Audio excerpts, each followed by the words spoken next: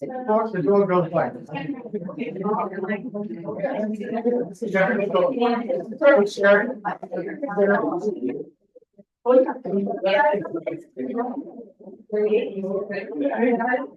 It is 7:01, and I just call the meeting to order. If everybody could just rise for the pledge of allegiance, I'd be most appreciative.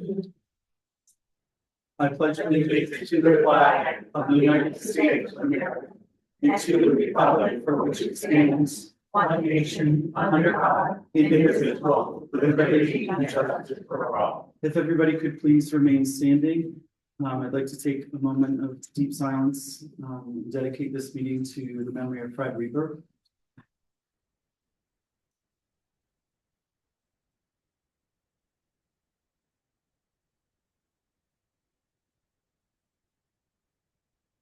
Thank you.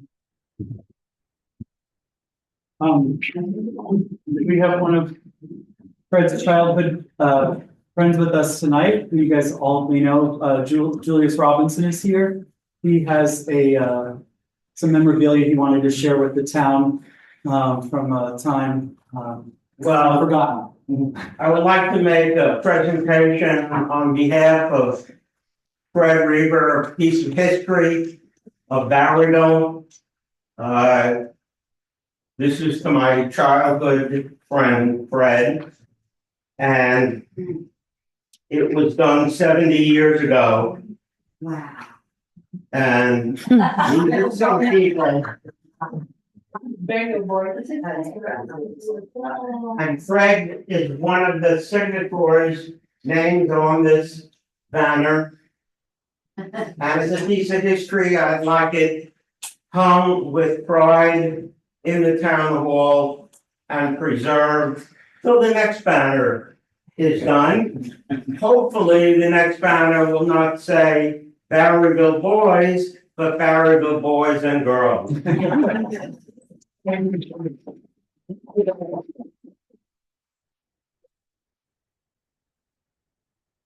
Thank you very much. Those all get that framed nicely. So Thank you so much. Thank you, Jules. Thank you.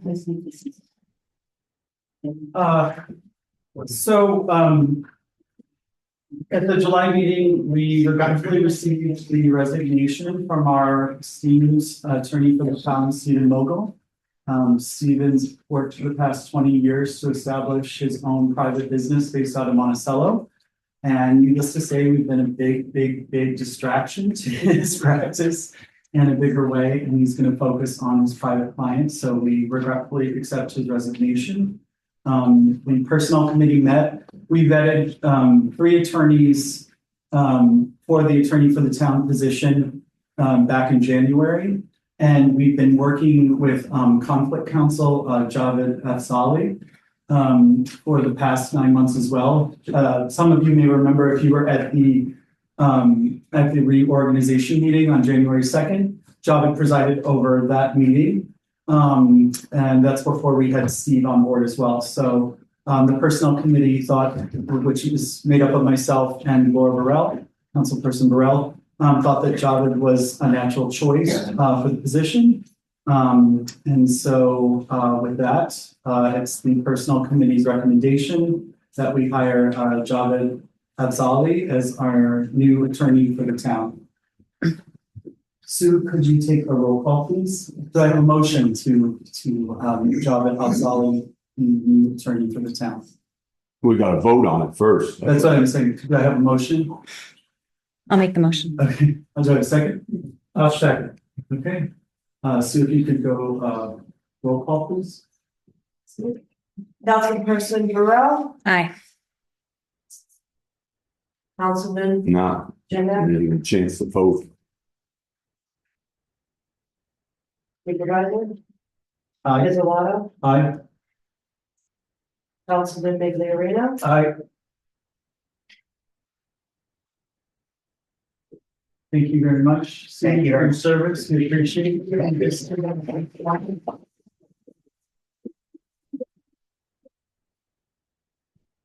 Welcome. Thank you, sir.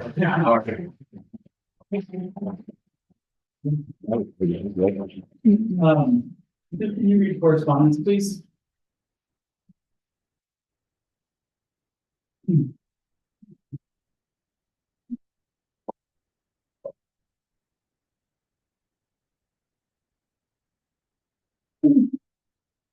Hewlett Fire Department. Emergency calls. This is for the month of August, 11, personnel hours, 155.95. Drills. 4, personnel hours, 45.5. Meetings and trainings, 5 hours, 77.5. Miscellaneous 2 with 2 hours, a total of event hours was 22, total personnel hours, 280.95. Highland Lake calls 33.5, drills 18, work nights 85.5, training classes 1 with a total of 138 hours. For the Highland ambulance, this report does not include the county dispatch sheet that they have not received yet. 42 calls, total 36, answered 86%. 1 meeting, 7 drills, 1440 miles driven, 330 man hours, 8 mutual aid to Lumberland and 4 mutual aid to Tustin.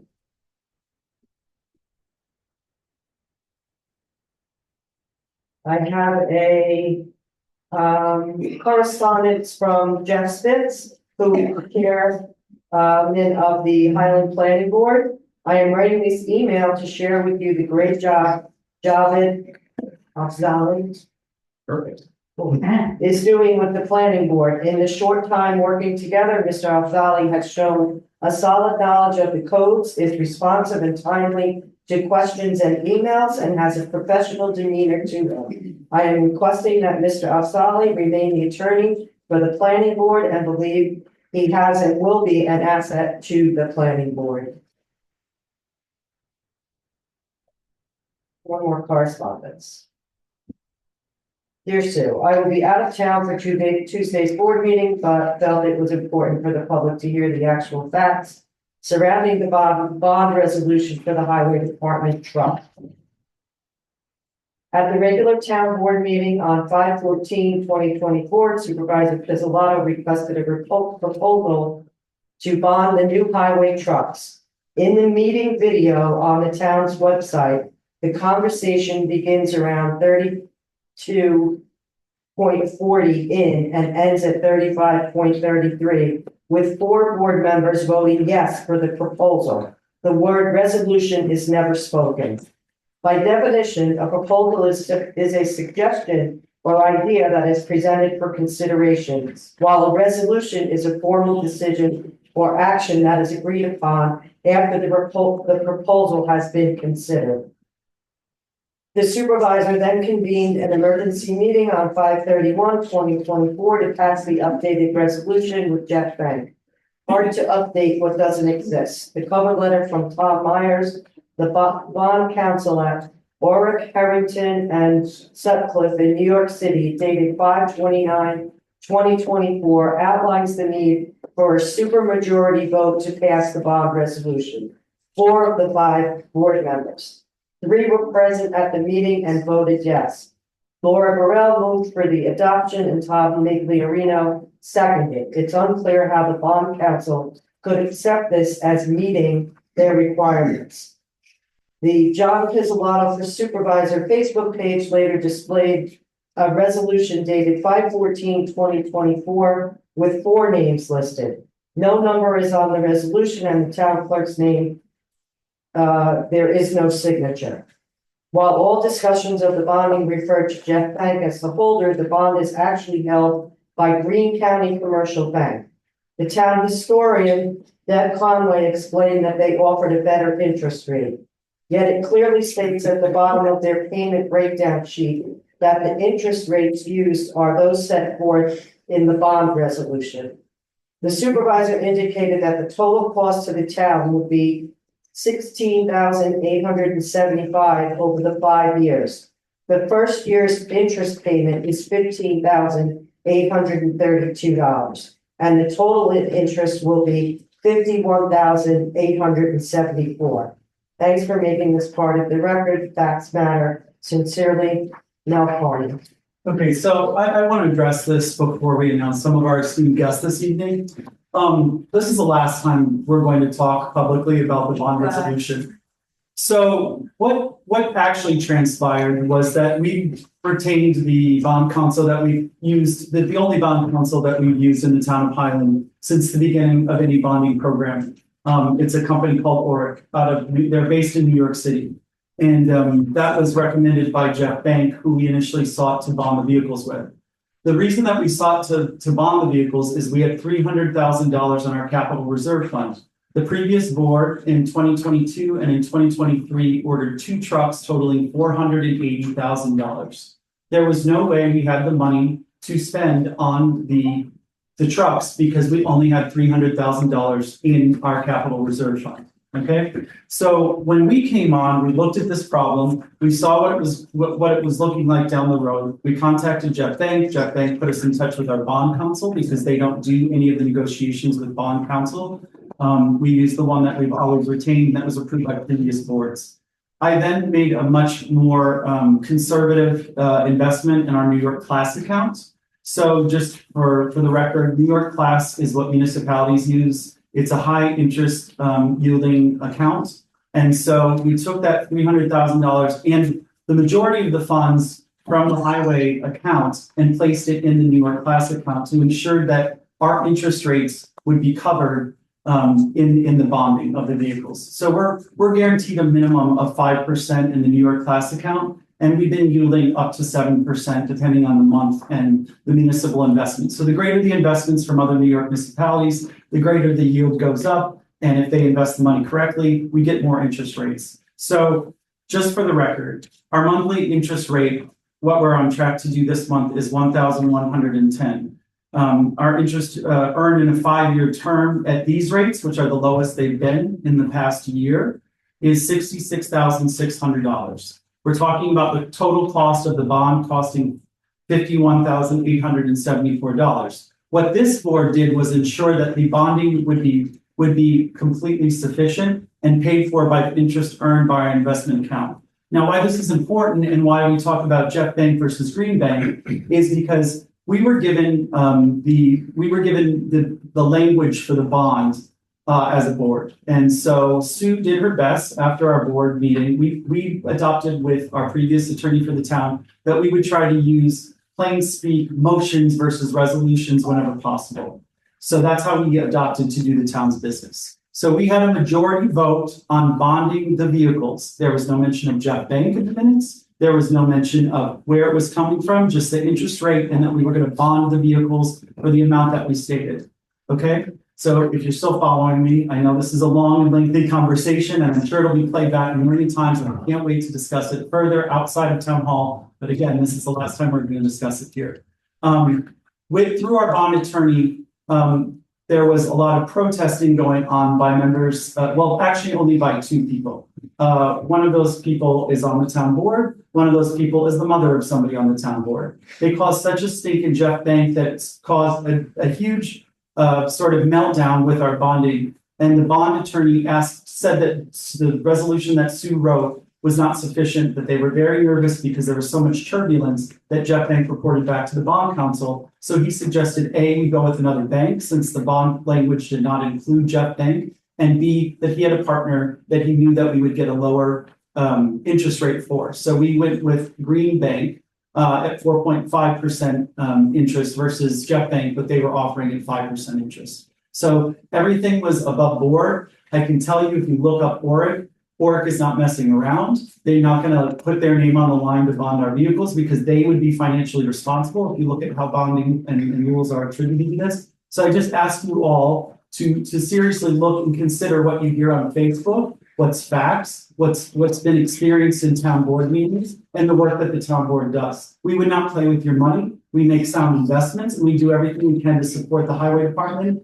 and everybody on the road to make sure that the vehicles on the road are the safest possible. We're going to continue, I hope, as a board to invest $100,000 every year to put towards the capital reserve fund. So it continues to yield the highest interest rates possible. So we can continue the bonding of the vehicles so that we're not stuck with clunkers like Joe inherited. We've spent at the beginning of this year over $20,000 on old vehicles that needed repair that were basically just putting into a pit. One of those vehicles has been replaced, which is one of the new pickup trucks. And we're going to continue the bond program based on these very responsible choices. So forget what you heard on Facebook. This is the final word. We're going to talk about it. If you guys want to consult with ORIC, you're more than welcome to reach out to ORIC directly. Green Bank, we will publish all of the bond fee schedule. I'll put it on my illustrious supervisor Facebook page. That seems to be where a lot of people go for information. So it's all there. And that is the story of the bonding of our vehicles. But if we had the money in the bank, we could buy. We didn't have the money in the bank. So how much is in the bank right now? In the capital reserve fund. Not capital reserve, what's in the bank? Okay, so in the bank today, so New York class account, we put the, What's just in the bank? well, You there, gotta know the number of what's in the bank. so in our Jeff Bank account, there's roughly $230,000 in our Jeff Bank account, which pays for all the paving. That includes our CHIPS monies that we're getting. We just received another $200,000, I think, okay, from CHIPS, correct, Joe? I'm waiting to hear the official word that it's in. But we submitted for $200,000. So anyway, this is our day-to-day expenses that go into paying the wages for the highway department, paying for the paving for the highway department. So this is our monthly, our expenses. We probably spend the most day-to-day in the highway department. We do not have the money to pay $480,000 for these vehicles. In our New York class account for the capital reserve equipment fund, which was saved, we have $291,910. In our highway fund, we've invested $1,804.46. At a high yield for our highway fund, we're making a significant amount of money. We're making. So you never got to the question I asked. How There's much, still- there's how roughly- much is in the bank? Last time I knew it was 3 point some million and we had 400 and some thousand. No, in Jeff Bank, there's $230,000, and that's used for expenses like paving, wages, etc. In our reserve fund, in our New York class account, which is our savings fund, we have $1,003,804.46. So on behalf of the town and on behalf of municipalities everywhere, it behooves us to save and collect interest on these funds. And the bonding program is paid for and then some based on our interest rates. So we have lots of other expenses probably coming up for the highway department. We have a lot of older vehicles. Joe and his team have been making a long list of all the things that need to be replaced. So the capital reserve fund that was set aside for the purchase of these vehicles was $180,000 to Fish. I thought it was like 300,000 they had set off to the side. They had 300,000. So we had to come up with another We hundred and made some one $1,000. $180,000. We had to come up with 180,000. Right. Okay. You got over $1 million in one account.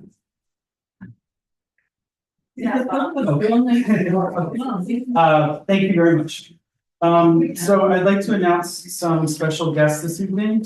We have the very clean and very sad, it's very sad that it's outgoing, but I'd like to announce the outgoing Assemblywoman, Amy Gunther.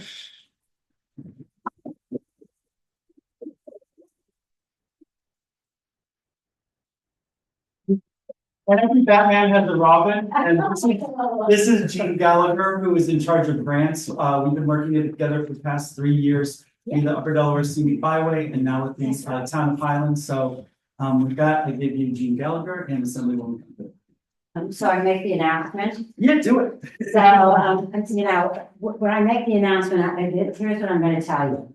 That, I'm a fighter in Albany and my job is to get your taxpayer money back to your communities. And this is what this is all about. So we were able with Gene Gallagher, who did, you know, we worked together. We're actually from the Catholic school, Johannesburg Catholic High School, and we worked together for years and years. And we were able to bring back $250,000 of your taxpayer money. And I'm glad that we're able to do it. We worked with Johnny and we worked with all the staff. And, you know, I'm really thankful that you'll be able to use it. It will be used for good use. So that's what I'm talking about.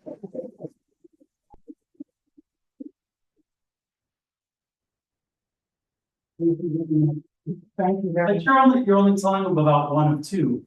Gene, do you want to tell them about the other one, maybe the Office of Children and Families? Right, so that's a smaller grant, that's about, forgive me, I think it's 25,000. 50. It's 50,000. 50,000, a lot of these, so, yeah, so it was $50,000. And, so that grant is for programming, right, Johnny? Yeah, so the usage for both of these funds, we were gonna talk about, like, just immediately following to accept the funds with the board. Okay, But I can tell you the $250,000 will be used to redo our courthouse in Berryville. It's gonna be- Thank God.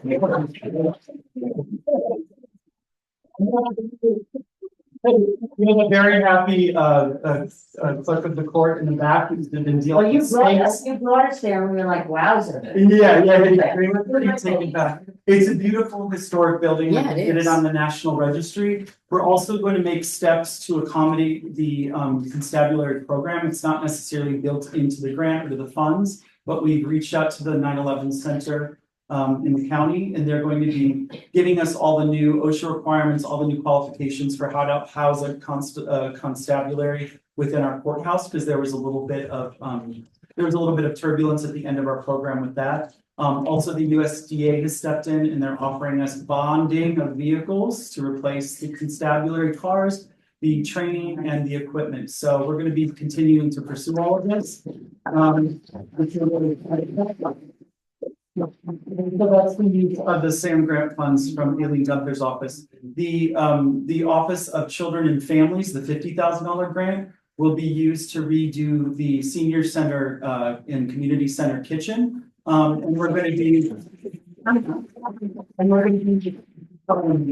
be providing meals for seniors and veterans and an after-school program for children. So a portion of our Sullivan County Youth Bureau grant, we earmarked $3,000 for actual physical food will be purchased with that grant, and then the $50,000 will be used for extended programming, outreach, and to redo the seniors and community center kitchen. So thank you both for all your hard work. Thank you. Thank you.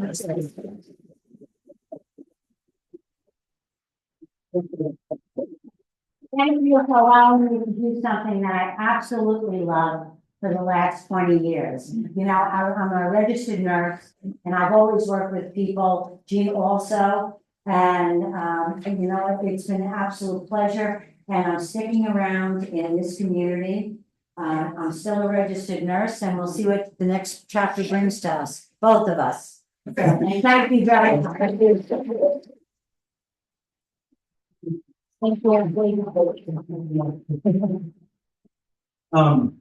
So that's very exciting. It sounds to me like we may have a new Aileen Gunther courthouse and a Gallagher Senior Center and Community Center kitchen, but that's just some preliminary ideas.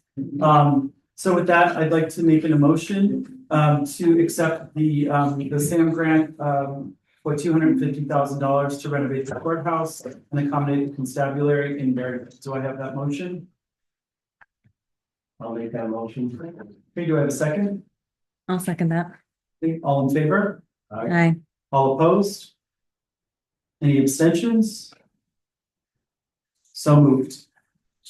I'd also like to make a motion to accept the funds from the Office of Families and Children's to renovate the kitchen at the Community and Senior Center to accommodate the seniors, veterans, and after-school children's meal program.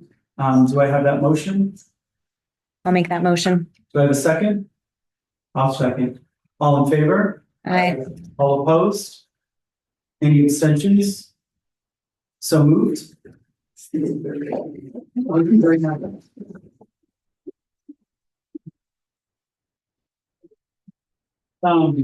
I'd also, we have some just sort of maintenance things that we need to do on behalf of the town. So we have to accept our December through February meeting minutes. Does anybody on the board have any changes to the meeting minutes that are on the file? Laura has sent them to me.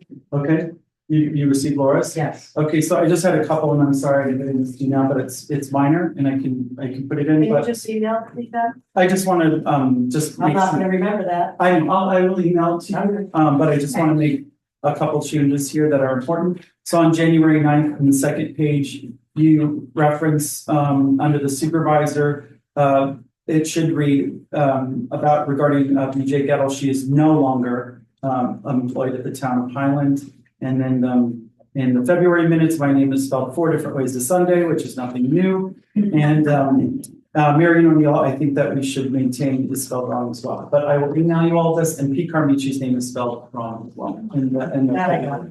But we will correct all these. I'll send you those changes. So with that, I'd like to make a motion to approve the minutes. Yes, record, when did those minutes go up? Because I did not get copy of those. those minutes. I have been gave on the them web. all to everybody. Yeah, we've only received December, January, and February at this point. We don't have March through August yet. They're being marked on hold. Thank you. Can we refrain from public comment? We will have a public comment session later on in the agenda here. Okay, so again, do I have a motion to accept the meeting minutes from December, January, and February? I'll make that motion with the corrections sent. Thank you for clarification. Do I have a second? I'll second that. Okay, all in favor? Aye. All opposed? Any abstentions? So moved. Okay, I'm going to give my supervisor report, and a lot of it had to, this was an update on our finances. But again, in our New York Class account, just for the record, we have an account balance in our general fund of $1,929,600.33. We've invested 60% more from our general fund than we ever have before, so we're making a lot of interest on our payments. I know it sounds, like we're investing a lot, but this is a 100% safe, bulletproof investment fund that's guaranteed along with the state. So New York Class is a really wonderful program, and I would say 80% of the municipalities use. When I attend my Association of Supervisors meetings, more than I think it's all the municipalities except for one use the New York Class account. So it's a very safe interest-bearing account for our community. Again, the highway fund has $1,003,804.46. We don't have anything currently in our construction fund, but I intend to put the grant funds that are coming in for the courthouse and for the community center kitchen in the construction fund amount so that they'll continue to collect interest while we're working on the projects. And our capital reserve equipment fund is reserved solely for the bonding of the vehicles at this time, and that has $291,910.61. Also, as part of my supervisor's report, I contacted the new group that, just purchased PEX. I talked to their CEO, Noah Katz, and his assistant, Dorit. They're very excited. They asked if they could join the Chamber of Commerce. They asked if there were any meal or food programs that they could contribute to. And they just assured me that they will be working to make that a wonderful neighborhood grocery that serves the community. So we're very excited about welcoming them into our community as neighbors. I've already stuck Laura Burrell on them as the Chamber of Commerce president to join in with their dues. And I've also connected Margie Granisi, who runs the Newland Food Pantry, about getting food donations with them as well. So we're very, or what did I say? You said Newland. Oh, my goodness. I meant Cindy and Ease. I'm sorry. Sorry about that. Cindy and Ease of Padua, to be completely correct here. So we've already put Margie and Laura in touch with them.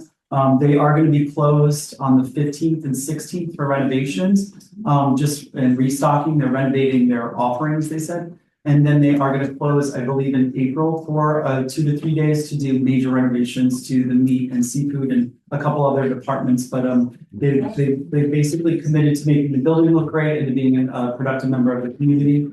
They're really excited about the hydroponic farm next door. They said that goes right along with their mission to serve healthy food in rural areas. So we're really excited to have them. I also wanted to thank you, the UDC rep Christine Martin again, and Matt Salusto from Next Gen. They utilized a grant from the UDC and cleaned up the river banks this weekend. They went from Matt went in a boat from the Roebling Bridge all the way to the Berryville Bridge and did water shore cleanup. And we were able to utilize the $1,000 grant. I think we still have some left over, and the UDC, I believe, will allow us to hold on to that and extend the difference, which is under $300. But we're really excited and grateful to Christine and Matt for organizing the fund for that. I also attended the Association of Counties NYSERDA program yesterday. So if you guys remember back at the July meeting, Elizabeth Sun came and talked to us about our Climate Smart Communities grant. The reason they were presenting at the Association of Counties, which was yesterday at the casino in Monticello, was that this is the 10-year anniversary of the program, and they're looking to expand the program in different communities. So each one of the counties weighed in on how the program could be better. It was a pretty dry presentation. Sorry for anybody who's listening, but it was nice to hear what communities are thriving with the program and the intended uses that we're intending to use the energy grant for. Is a very popular and suggestive use. So with that, I would like to make a motion to accept the grant from NYSERDA for the clean energy communities for heat and AC split pumps. And in part of the same motion is to issue an RFP to purchase, install, and get quotes on installation and purchasing of said equipment. Do I have that motion? I'll make that motion. Do I have a second? I'll second that motion. Okay, all in favor? Aye. All opposed? Any abstentions? Sue, can you please do roll call? Yes. Councilperson Burrell, Aye. Councilman Act, Yes. Supervisor Pizzolatto, Aye.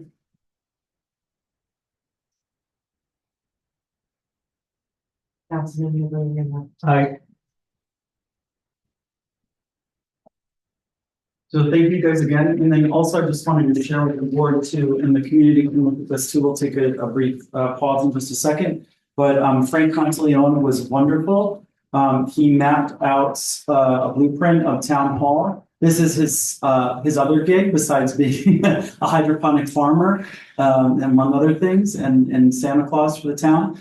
He also did this rendering for us and then determined like the energy output. So the number of compressors that we would need based on the square footage, ceiling height, number of windows and egresses. So he's put together a whole energy plan for us. So we know the number of units that we need. So again, we're going to get the split unit wall pump.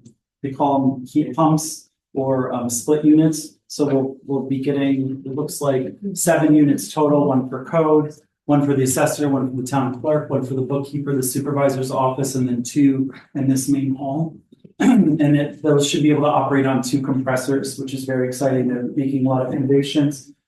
Frank already recommended Mitsubishi, which was also mentioned in the conference, so we're really excited to have those. So we're going to try to get all the buildings as energy compliant as possible, and that will qualify us for future grants with the NYSERDA program. I think we have around 200 points right now, and if we can get 600, which the renovations will encompass, then we can get another $60,000 to work on towards energy smart communities and buildings. So that's very exciting, and we'll continue to pursue those grants because they're very low hanging fruit for us. 911 Heroes Park. I hope everybody can join us tomorrow at 6 p.m. tomorrow in Heroes Park. We are going to be giving a commemoration service to honor those that passed away and served New York City and in other locations during the attacks of September 11th. Nancy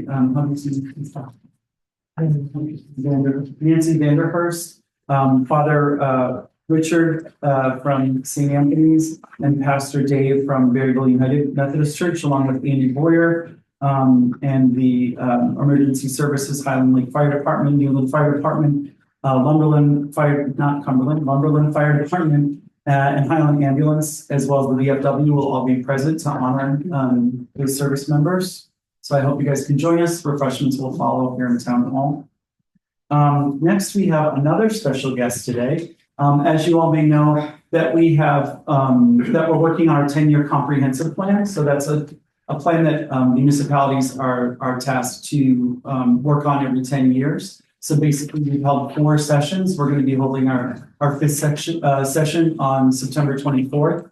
And we've been covering various topics from short-term rentals to open spaces to Hamlet development, emergency services. And so Chris has joined me in the insane topic of medical health and a medical desert, which we find ourselves in. And I think we've come up with some really great ideas. He's taking on the medical part of our comprehensive planning process. And he's going to share some of the things that we've come up with. So please welcome Chris Dickey.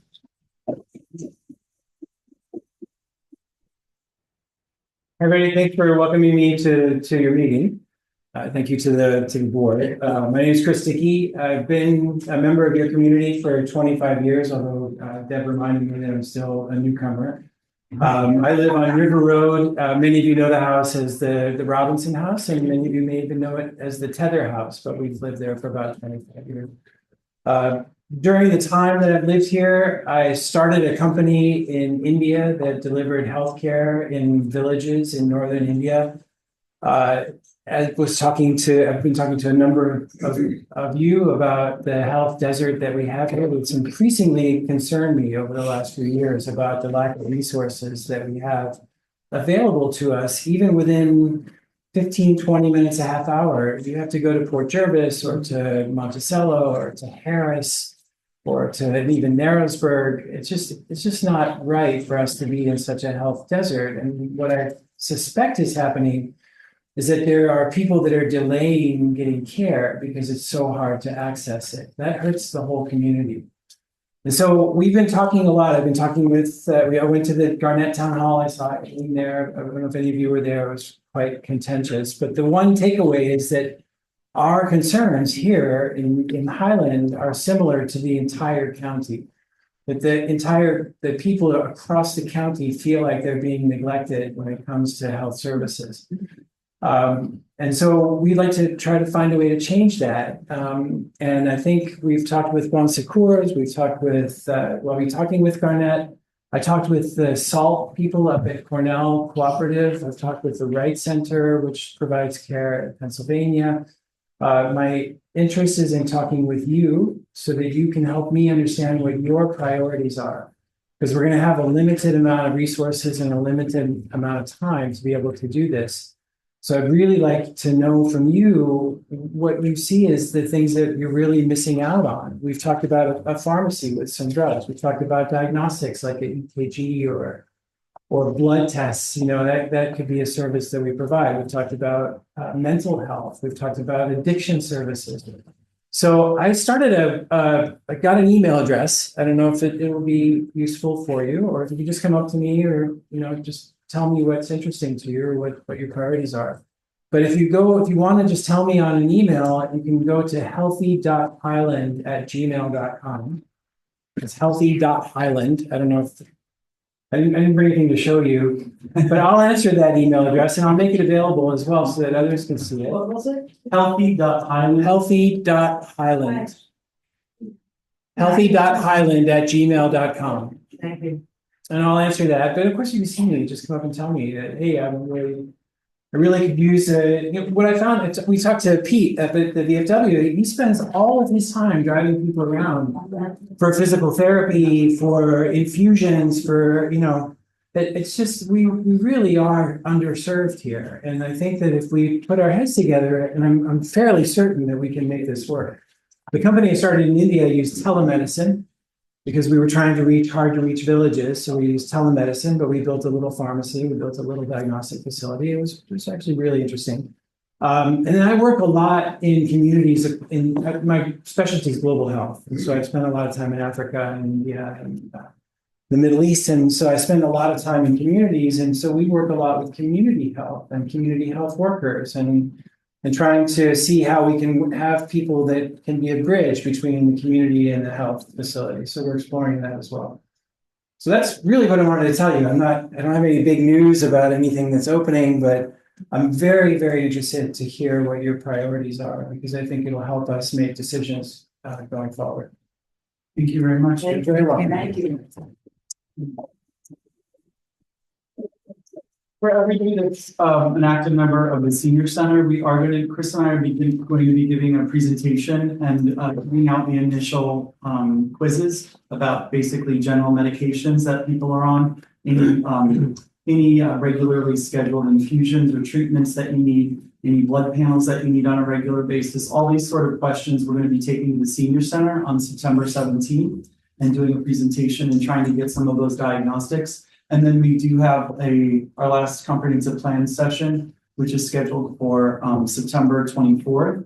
That'll be at the Elder High School, where we'll also be passing out those surveys. And then throughout the month of October, you're going to be getting the surveys in the mail that aren't just about health, but they'll be about all the other things that we've talked about: short-term rentals, open spaces, natural resources, rural development, and hamlet centers, and natural resources. I don't know if I mentioned that one. So you're going to be getting these pretty comprehensive surveys in the mail. It behooves all of you to share all of your thoughts and feelings about all of these things, because we really do want everybody's hand in this. Then we'll compile all of the information, and then that will become our comprehensive plan. And then we'll turn it over to the consultants that we hired, which is MRB Group, who've applied for a CFA grant for us, and we'll start to rewrite our codes to reflect the ideals of the community at large. So it'll be a very democratic process in that everybody has a say, everybody has the opportunity to affect this. I would urge all of you to come to the meeting on the 24th, so it's going to be very important. It's kind of like our last will and testament for anything you want to get in there. And I do want to give a special shout out to Kathy DeGould, who couldn't be with us tonight, but she's helped Chris and I sort of give us the lay of the land. You know, her husband was the last physician that we had as our hometown physician. She's done everything from offer up for space to, kind of give us the lay of the land, talk about different partners that they've had. Super selfishly, like Chris, I want to retire here, I want to grow old here, and I want to continue to not get medical procedures, but I see him coming down the mountain. I just had a hip revision surgery, and I had to go, I got it done at NYU in the city. And I had to go to the city 12 times in preparation for different blood tests, scans, all the different things. So I just want to prevent that for everybody else out there, that we could create a catch-all that then talks to all of our different, extended cares that go with our insurance policies and companies. And we're not talking about bringing anything to the town. Like, this is not like at a cost to the town. This will never be part of like our tax roll. We're really looking for independent investment to try to move this program forward. And Chris has done an amazing job of calling on all his friends from every medical system you guys ever heard of, to try to get something going here. So thank you to Chris for all your hard work on that too. Appreciate it. Next up, Joe Barnes, can you let us know what you guys have been working on, with the Silver Feather project with all of our new parks and spaces and then also paving? Well, we've been working on gate project, the Highland access, the green space. That's all coming along very well. To add to that, since our meeting in August, we've done roadside mowing, 3/4 of the town was probably done. Driveway pipes, crossover pipes, some surge stone in the ditches on Mail Road to slow the water down before it gets to Berryville. Paving of Airport Road at the Washington Lake outlet today, that's the pipe project we did last month. We're paving at Bexhill Road, ditching on Hillside. That's not all I have. Thank you. He's undercutting a lot of the work that they've done. They've been working their butts off, to be completely honest. I don't know if you guys have noticed, but at the end of River Road, at the far end of River Road, they've reestablished the entrance down to the green space, which was gifted by Joel's brother, and he's the adjacent property owner. We put up 2 natural barriers between the 2 landowners that we're very excited about. It keeps everybody's yard safe. If you guys missed the last month's meeting, we did adopt no parking on River Road, so it doesn't create any sort of safety hazards for the neighbors in that area. So we created new parking at Eagle Observation 1 and also established the cul-de-sac. And then all the way down, Eagle Observation 1 has been repaved and product has been dropped. The Highland Access is a DEC project that we're trying to get funds for shared services. So Joe and his team can continue to maintain it, but we want to get some money and we want to get paid because it's not just the town's responsibility, it's also the DEC and the DOT. So we're negotiating with the DOT and the DEC right now to try to get some funds going for that for equipment purchase and to support the man hours. And then I don't know if you guys have noticed, but the eagle blind is missing at Eagle Observation 2. It was determined that eagles don't need us to stand in a shed to view them anymore because they're abundant. So we removed the eagle blind. We paved that area so that if there's handicapped patrons that want to take in the eagles, there's 2 nests actually right across from that area. So there's going to be handicap parking. And then there's a signage project it'll start at Town Hall. And then there'll be indicator signs at the cul-de-sac in Berryville, at the green space on River Road, at Eagle Observations 1 and 2, and they've already been installed at the DEC fishing access. And then the most important part of the project, I will let our esteemed town historian speak a little bit to the Cape project and the long-term goal of that, if you don't mind giving us a little. You for the 1,001st time? Yeah, do it again. Well, Joe, thank you guys. Daryl could not have been more wonderful, sending me pictures every single day. We finally have the trail of what was the D&H Canal towpath is now a paved walking trail that will connect with the National Park Service's towpath trail. So we now have at least an additional half mile of paved trail that people can walk, a level paved area. There's people out there every day that I go by walking their dogs. The first day my husband was coming home and saw somebody still jogging on 97. But you can now park by where the Eagle Observation was and walk that. We're going to be working, the Delaware company has the fund, we've been collecting money for the last 5 years or so. That's going to install bluestone benches so that'll go along the trail. People can sit along the trail, look at the river, and there will be at least 5 or more interpretive signs about the D&H Canal, about the kids who work on the D&H Canal. Frank Monteleone, or the Monteleone family, is going to be gifting us that huge chunk of coal that everybody will remember that used to be outside the old preserve.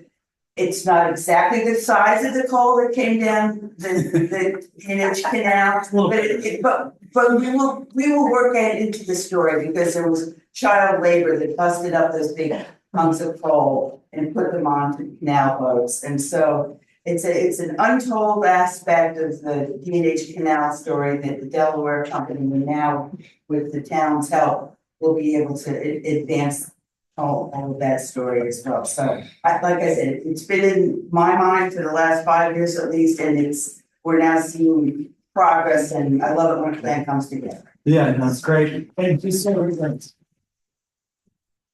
And this is still part of the Silver Feather Grant that the town was awarded in 2021. I was the community liaison for the application, but what I did is steal all my friends' good ideas. That was Deb's idea for the Cape project. Doreen Warner, who's present tonight, also had this vision to cover up all the paving in a rural area. So she dreamt up that beautiful mural down in Berryville. The DC Access needed some help and needed some extra signage and canoe racks and different things. So we gave them a little bit of money, and then we just cleaned up the 2 eagle observations. So we're still working through that grant. And aside from the wonderful contributions from our highway department, it has not cost the town a nickel. And it's all been sponsored by the Gary Foundation, which is now Sullivan 180. We've been working on this for so long that they've renamed the organization twice. Have 3 new bank accounts, but we're still working through it. And we made a pledge that we get it done in October, and I think we're on track to do so. So that everything should be complete by the end of October, and all the signage should be installed. So thank you to everybody who's worked on it in a big way. Appreciate it. Laura, do you want to give us a code report, please? Sure. We've been working with various clerks and past code enforcers, current code enforcers to update the application for building permits, which is available in the code office. To one, be a digital PDF that you can type into, download onto your computer and submit via email. 2, it needed to include a little bit more information, such as a link to licensed electrical contractors in the county, as well as where and how to apply for your address, which happens at the county level too. And then while we were redoing this, a discussion came up about permits for driveways, drainage, sewer, and water pipes, which was an antiquated triplet form, pink, green, yellow, legal size, and people were crossing out information because it was so outdated. And so we added that to the permit application. And so I've sent it around to the board members as well as the highway superintendent for any additions and notes. So spread the word. The new permit application will be available online and in the office coming soon. In addition, we've been working on updating the fee schedule. We had a healthy debate at the last meeting to make some additions to the size of the build and the cost. And I'd like to make a motion to accept that fee structure, but open it for discussion, one final discussion point. So correct myself. I'd like to make a motion for discussion on the fee schedule, updated fee schedule. All right, so let's open the floor for discussion. Tom, do you have anything you wanted to include with the application or with the fee structure? No, everything looks great. You did a great job, Laura. Yeah, thank you for You working too. on this. I know you've spent a lot of man hours in this, so appreciate it. Jim, do you have anything you'd like to add? Yeah, what are we doing about the violations? That's a second conversation. Which we Yeah, I didn't get already- there yet. I was just talking about the fee structure because you had contributed greatly to that at the last meeting. Is it something we can move forward to make a motion and accept the new fee structure? Do I have a motion to accept the new application and fee structure? I'll make that motion. Do I have a second? I'll second. Okay, all in favor? Aye. All opposed? Any extensions? We can do roll call. Councilperson Moreau, Aye. Councilman Knapp. Yes. Supervisor Fizzle. Aye. Councilman Migliorio. Aye. Thank you for all your hard work there. You, everyone too. It was a collaborative team effort. So now moving on to violations. We have been working to update the IPS system, which is how complaints and code violations are entered in. It's how the clerk's office communicates with code enforcers while they're out in the field, inspecting properties, buildings, doing the general work of a code enforcement officer. And it's been very clear that the need for, a full report on permits, the status, whether they're completed, not completed, outstanding violations. And so the board's been provided with full summary on permit status, as well as a monthly report, and then completed and outstanding violations. And then there's a secondary report by type and cost of report, so we can see a little bit of the monies that are coming in when we collect permits. And we do have an enforcement issue in this town. It's been existing way beyond my years here. And so what I'd like to discuss further in the next workshop with the full board. And so of course, the public is welcome to attend our workshops. How do we go about, dealing with these outstanding violations? Because there's a legal process, there's a fine process, there's a tax process. And so I'd like to come up with a way together that wouldn't cost the taxpayers too much, that we could essentially roll in the costs of going into these violations and making sure that people really rectify these issues on their properties. That doesn't cost you money, that we can also cover our legal fees should that end up in court or otherwise. And so take these home with you, and we'll discuss this further at the workshop is my suggestion. Your suggestion, thank you, Laura. We don't have a member from the previous board here, so we are gonna skip the LaBerge bill that's still hanging over our heads for $25,028.49. That'll definitely be discussed at the next town board workshop. Tom, do you have a buildings report? What I have this month for building is the exterminator is on board. He's taking care of our buildings that we own in town. And yeah. No snakes, Patty. We installed the cameras in our planning board office as well as our code office this month. And the last thing is John and I had a meeting with Jessica at the community center for our kitchen. And we will be getting some bids together shortly now that everything's approved. So we'll be moving forward and the construction will begin soon. Yeah, and so it also, when Chris and I go to speak to the seniors about their medical needs, we're also going to give a presentation and give a couple of potential renderings to the senior group, because we really want they're probably the group that is in the space the most. So we want to make sure any changes we make to the kitchen, still keep them all happy. We're going to give them color choice selections, layout suggestions, things like that. So yeah, we're really excited about the project in general. So thank you, Tom, for all your help with that. One more thing I'd like to add is that the highway department is helping us out with the maintenance around town again. We do not have a maintenance person right now. We're trying to hire one, but it's been a little bit difficult. But for now, the highway department has been helping out, and I want to thank them once again. And pass it on to the guys. I appreciate it. Yep, thank you very much.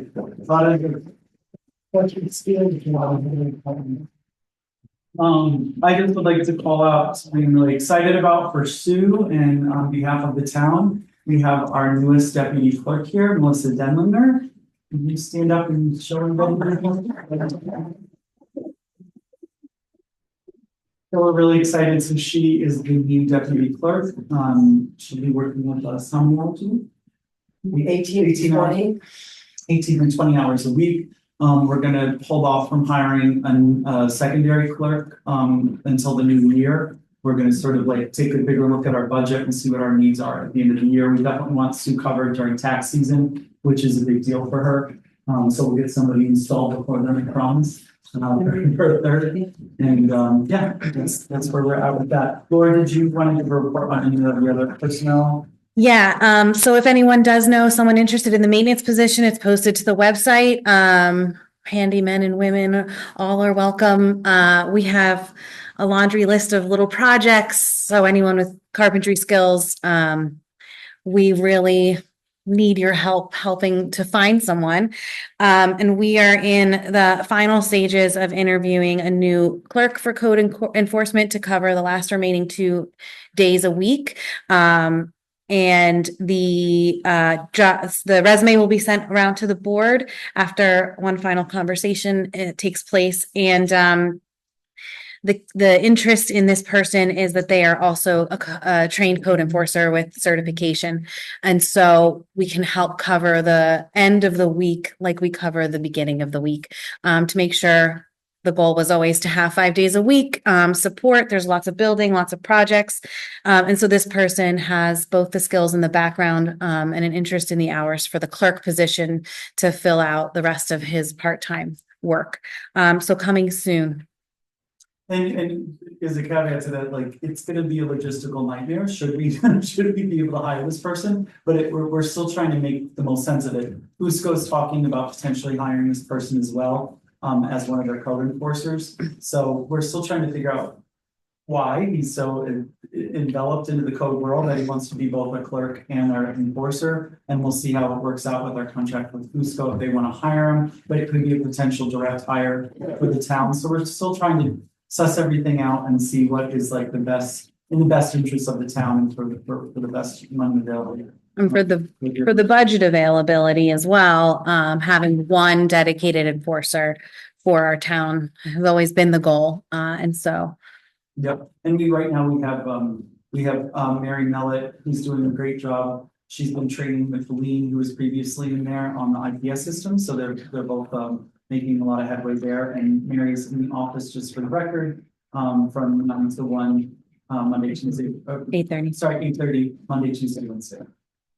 All right, and with that, well, I wanted to open to public comment before we do the abstracts. Are there any public comments? Yes. You know, the St. Anthony's Pantry, we lost the single bite for, that we gave out, twice a month at the pantry. And I was just wondering, I mean, that's gonna be a big loss, especially for the seniors. If that food program that's going to be housed in the community center would be able to replace some of that. Well, so yeah, what we're talking about with Jessica does a lot of different things. Her organization is called Growing Soul.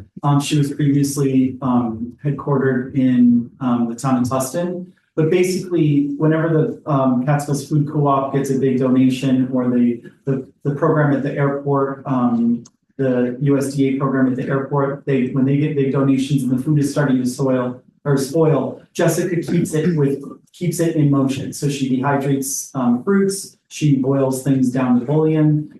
She always is keeping it there. So there will be aspects of the program that'll fill a lot of the gaps. Right now, Single Bite was delivering food twice a month. So we're at minimum going to offer a meal similar once a month right now is the plan. It's a pilot program, so we're really trying to get it off the ground. And then I don't think it's totally over with Single Bite yet. I know they're focusing on children and families, which is what the initial basis for the program is. So there is still an opportunity for those families with food insecurities to get food from a Single Bite. I just think they have to directly communicate with us. So I think between yourself and Margie and I, and anybody else interested, we can kind of get together and get to those people and submit names, and we'll do our best to get everybody fed in a bigger way. And yeah, we definitely want to work with the program that Margie's established. Yeah, thank you, Paul. Any other? Yes. Yeah, I'm just wondering if there was any truth to what I'm being told, that the new owners of Pegs want to close down the gas station. No, I actually asked about that to see if they wanted to buy a gas station. Just kidding. They said that they're operating their first gas station ever, and they're excited to do it, and that they have the management team that's been doing it with PEX is going to continue. And the only other personnel change that they told me is their former general manager is going to go into maintenance for the whole property, which includes the gas station. So the gas station is alive and well, and it sounds like they have plans to keep it up. Yep. Yes. I want to go back to something that we talked about earlier. Most of you probably don't know who I am. My name is Joseph Chris. I live up on 793 on State Route 55. And before I landed in your lovely community, I spent over 40 years in the municipal bond business. Okay? And the point of bringing that up is, you guys did everything by the book. You did it in terms of the firm you work with. Or is it just like a name that's like inside baseball in my business? They are a national firm. They're serious people. They don't do illegal things. Okay? The use of soliciting multiple bids for interest rates from banks around the community is a long-standing practice in New York State. I spent 7 years of my career doing bids on local note issues. The idea of using bonds with a term linked to the average life of things like constable vehicles later on, these are standard practices. We can argue about a basis point here and there. You know, we had the discussion about whether to pay cash or whether to bond. That's not what I'm talking about here. Once you've made the decision to bond, you seem to have gone out of your way to do it the right way.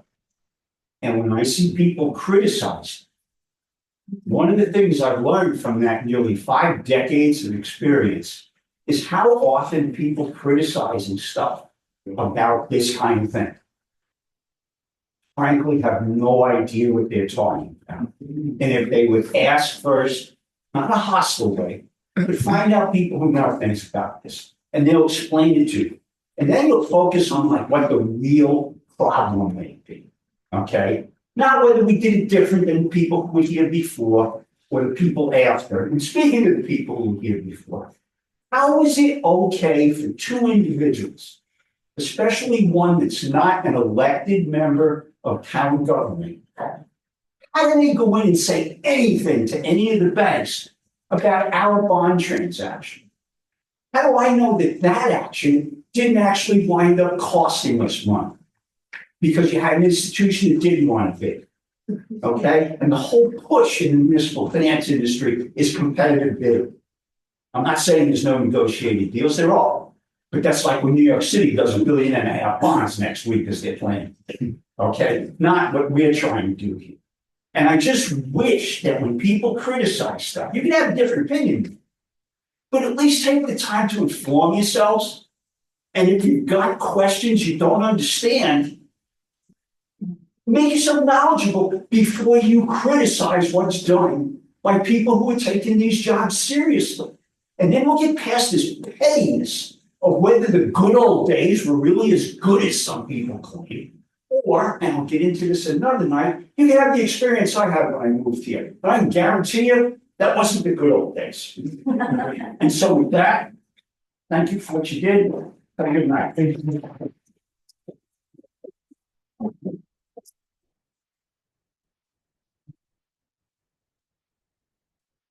Is there any further public comment? Yes. I was just Can you rise and state your name? Doris Case. I just was wondering, as far as the River Road, does anybody know if that's a town road or a county road? It's a county road. So if it's a county road, wouldn't the county have to put the signs in it? Yeah, so we, at the the August meeting, we voted, 3 out of 5 to sign that road into no parking. Right. So we talked to Ed McAndrew from the county, they're signing that road. And then we're just additionally signing it with interpretive signs that talk about the vegetation of the area, the animal inhabitants of the area, and like the access, what's allowed, what's not allowed. And then along with the neighborhood, I think it's been a 7-year standing community, we established rules for said green space to not call it a park and not call it a beach, which is very, very important. So we made sure to suss that out with the neighborhood. But yes, the county will continue to take responsibility for the signage there. And then Joe has a deal, like I guess a shared service agreement with the county, right? You guys plow River Road and get compensated by the county? Yes. Yep. And so that's, we have several agreements in place, but we're looking for more meaningful partnerships with the county and with the city so that we get more money in for all of Joe's hard work. You guys. Is there any other more public comment? I want to thank everybody for attending today. It is now 8:14 or 8:11, sorry. We're going to start our abstracts and then we'll get everybody out of here. So I have a couple changes that are handwritten here to the amounts. So, do I have a motion to pay, highway abstract 8-2024 claims 96 through 104 in the amount of $19,588,000 and $588.52? Do I have a motion? I'll make a motion. Okay, do I have a second?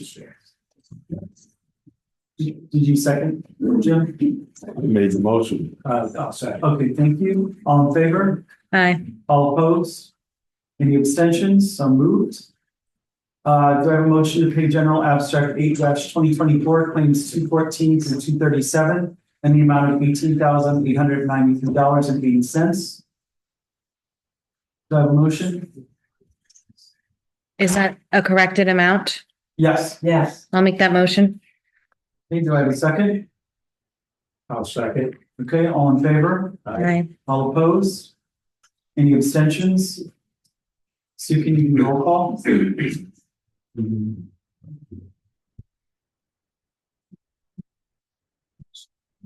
Councilperson Morrell, Aye. Councilman Act, No. Supervisor Pisano, Aye. Councilman Migliorino. Aye. Thank you. Do I have a motion to pay Aldridge Streetlights 8-2024 in the amount of $122.86? Do I have that motion? Motion. Second? Aye. All in favor? Aye. All opposed? Any abstentions? So moved. Do I have a motion to pay, again, this is an adjusted amount. Do I have a motion to pay Silver Feather abstract from Silver Feather grant in the amount of claims 1 through 7 in the amount of $43,814.89? I'll make that motion. Okay, do I have a second? Second. All in favor? Aye. All opposed? Any abstentions? Sue, can you take roll call, please? Councilwoman Morrell, Aye. Councilman Act, Yeah. Supervisor, Aye. Councilman Migliorino. Aye. Did you put the votes up?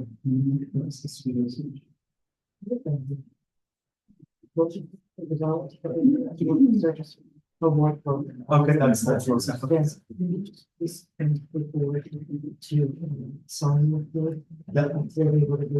Got it. Yeah, for the board, if you guys could stick around to sign this last motion. Do I have a motion to approve the volunteer ambulance worker service award program for Highland Ambulance Services, also known as the LoSAP program? Do I have that motion? I'll make that motion. Do I have a second? Yes. Jim said something. Okay, all in favor? Aye. Aye. All opposed? Any abstentions? So moved. Board, please stick around. It is now 8:11. Please enjoy these delicious treats provided by the American Meal Culture Club. Thank you so much. Everybody have a great night. Thank